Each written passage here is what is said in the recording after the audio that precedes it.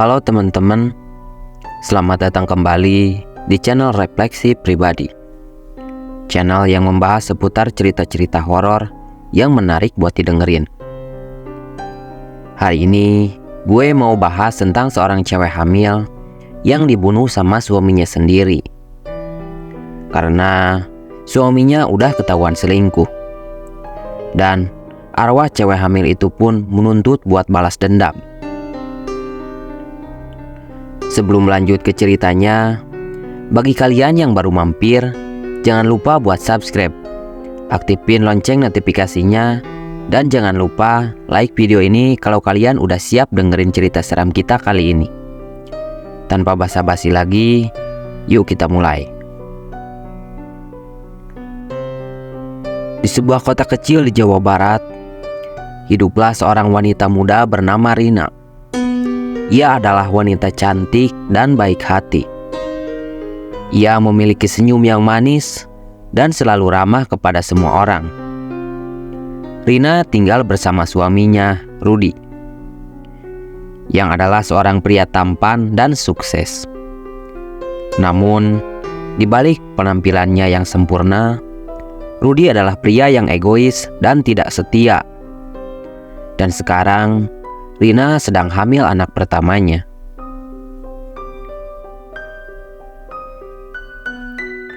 Suatu hari, Rudy berselingkuh dengan adik iparnya, Sari. Sari adalah wanita yang cantik dan ambisius. Ia telah lama menyukai Rudy dan akhirnya berhasil mendapatkannya. Sari adalah wanita yang licik dan manipulatif. Ia tahu bahwa Rina adalah wanita yang baik hati dan tidak akan pernah menyakiti siapapun. Oleh karena itu, ia memutuskan untuk menggunakan Rina untuk keuntungannya. Sari mulai mendekati Rina. Ia memuji Rina dan membuat Rina merasa nyaman dengannya. Rina pun mulai menyukai Sari, dan mereka menjadi teman dekat. Pada suatu malam, Rudy dan Sari berselingkuh di rumah Rina. Rina yang sedang hamil terkejut melihat mereka. Ia marah dan mengancam akan membongkar perselingkuhan mereka. Mendengar hal itu, Rudy dan Sari panik. Mereka tidak ingin Rina membongkar rahasia mereka. Akhirnya, Rudy membunuh Rina. Rudy mencekik Rina hingga akhirnya tewas. Kemudian Rudy dan Sari mengubur Rina di belakang rumah. Mereka berharap rahasia perselingkuhan itu tidak akan pernah terbongkar. 5 tahun telah berlalu sejak pembunuhan Rina. Rudy dan Sari telah menikah dan tinggal di rumah yang sama. Mereka memiliki seorang anak laki-laki bernama Rian yang berusia 4 tahun.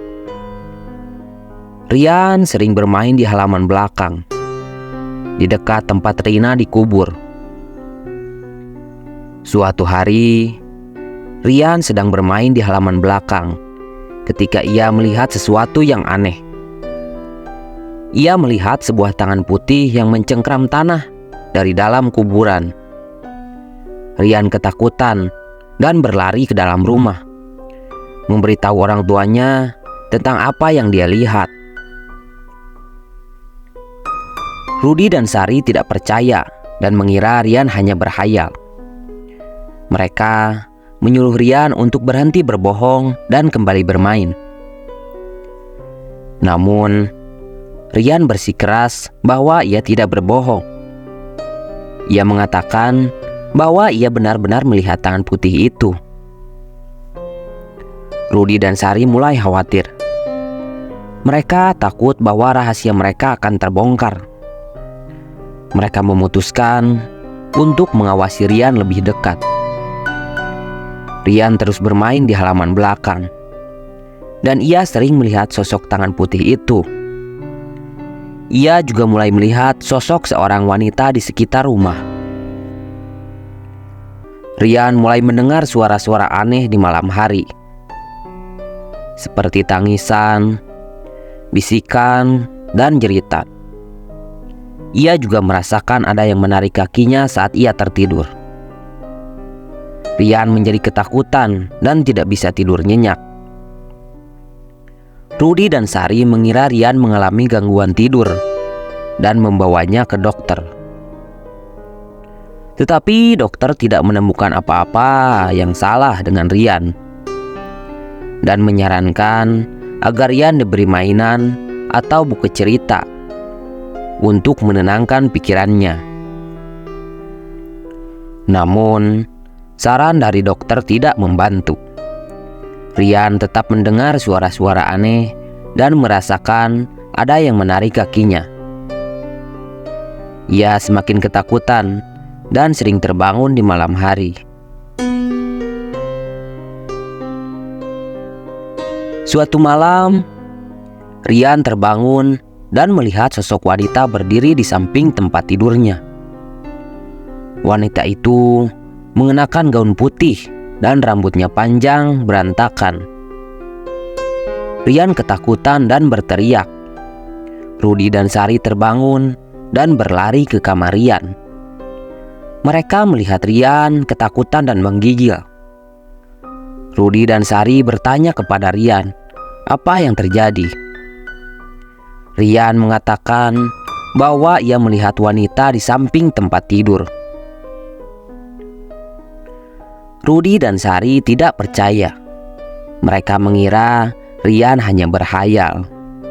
Mereka menyuruh Rian untuk kembali tidur. Namun, Rian tetap bersikeras bahwa ia tidak bohong. Ia mengatakan bahwa ia benar-benar melihat wanita itu. Rudi dan Sari semakin khawatir. Mereka mulai curiga bahwa Rian benar-benar melihat sesuatu yang aneh. Kemudian, Rudi dan Sari membelikan mainan agar Rian tidak lagi bermain di belakang rumah. Rudi dan Sari membelikan sebuah boneka beruang yang bisa berbicara. Rian senang dengan bonekanya dan membawanya kemana-mana. Namun, boneka itu ternyata memiliki roh jahat yang berasal dari Rina. Boneka itu mulai berbicara dengan Rian, mengajaknya untuk bermain di kuburan Rina.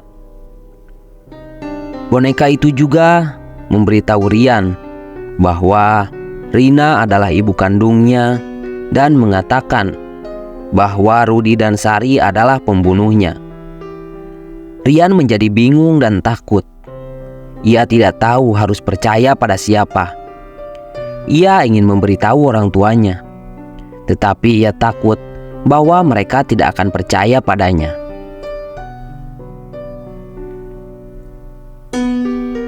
Rudi dan Sari juga mulai mengalami hal aneh di rumah mereka. Lampu-lampu berkedip-kedip, pintu-pintu terbuka dan tertutup sendiri, barang-barang berpindah tempat, dan suhu ruangan menjadi dingin. Mereka juga mendengar suara-suara yang sama yang didengar oleh Rian. Rudi dan Sari mulai curiga bahwa rumah mereka berhantu. Kemudian, pada suatu malam, Rudi dan Sari terbangun karena mendengar suara tangisan. Mereka mencari sumber suara itu, tetapi mereka tidak menemukan apa-apa. Suara itu terdengar lagi, dan kali ini lebih keras. Rudi dan Sari mulai ketakutan. Mereka menyalakan lampu dan melihat ke sekeliling rumah. Mereka masih tidak menemukan apa-apa. Namun, mereka kemudian melihat sosok wanita berdiri di depan pintu kamar mereka. Wanita itu mengenakan gaun putih dan rambutnya panjang berantakan. Rudi dan Sari ketakutan dan berteriak. Mereka berlari keluar dari kamar dan mengunci diri di ruang tamu. Sosok wanita itu tidak mengejar mereka. Ia hanya berdiri di depan pintu kamar mereka, menatap mereka dengan matanya yang kosong. Rudi dan Sari tidak bisa tidur lagi pada malam itu. Mereka terus memikirkan sosok wanita itu. Mereka mulai bertanya-tanya, apakah sosok itu benar-benar hantu?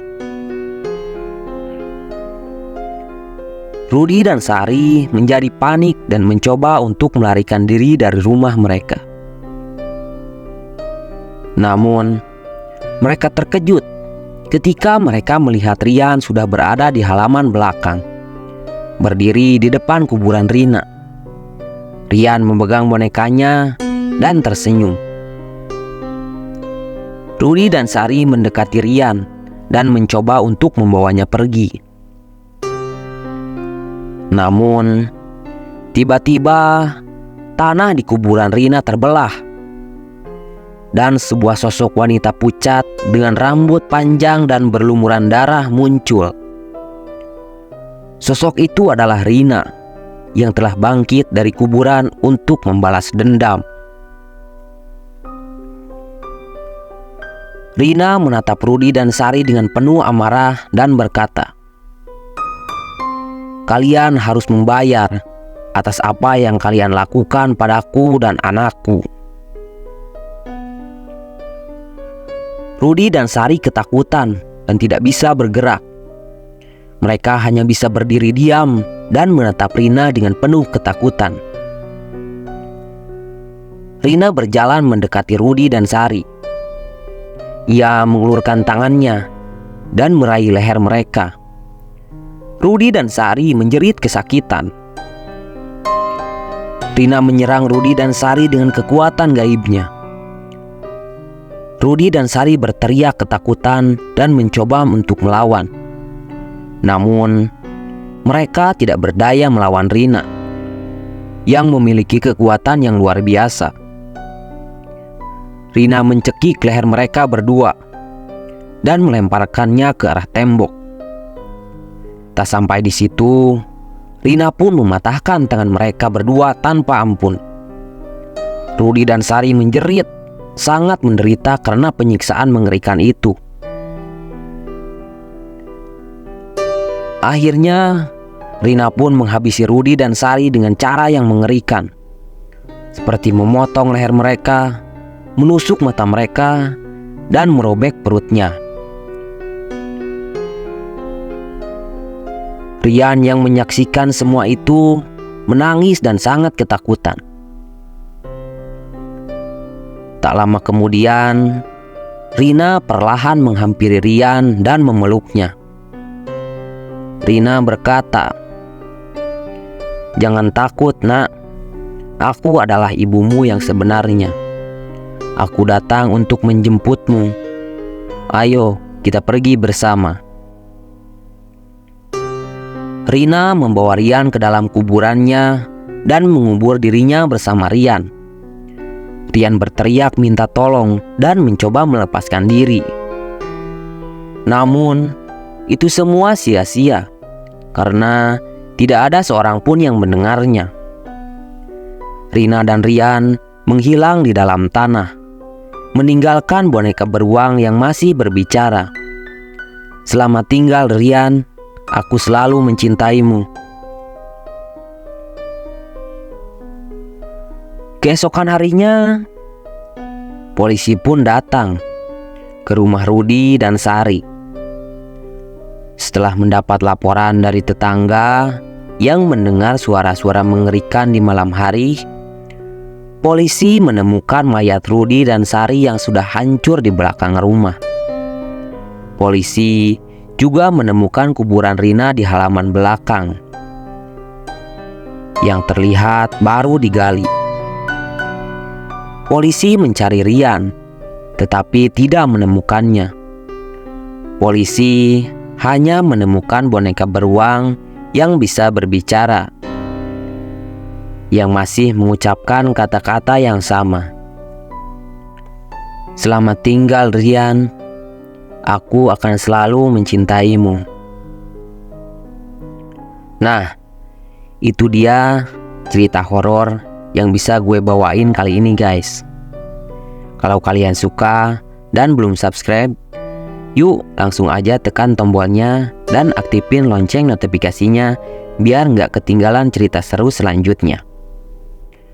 Kalau ada cerita misteri yang kalian alami, share aja di kolom komentar. Siapa tahu cerita kalian jadi bahan video selanjutnya. Terima kasih udah nemenin gue. Sampai ketemu di kisah misteri berikutnya. Selamat tinggal.